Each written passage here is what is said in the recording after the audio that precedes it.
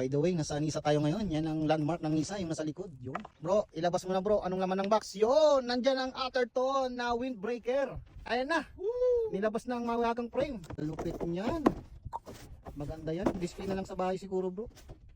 Total, hindi naman buo. Display na lang natin. Ang ganda. Box pa lang oh. Ang pogi. Yeah, boy. Kita natin kung anong meron sa Atherton na frame. So, nandyan ang kanyang rear shocks na coil. Yun oh.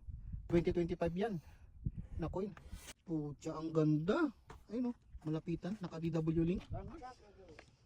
Tapos may letter A dyan oh. Ang pogi ng Atherton.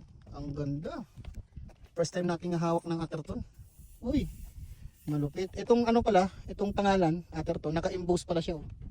Merong ano, nakakapa mo yung black na print. Yun.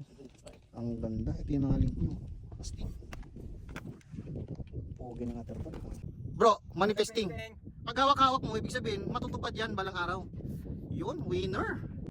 Ito ang legit na ano, Atherton. May perma ni Rachel, ni G, oh. Tsaka ni Dan. Oh, dyan lupit. Grabe. Astig talaga.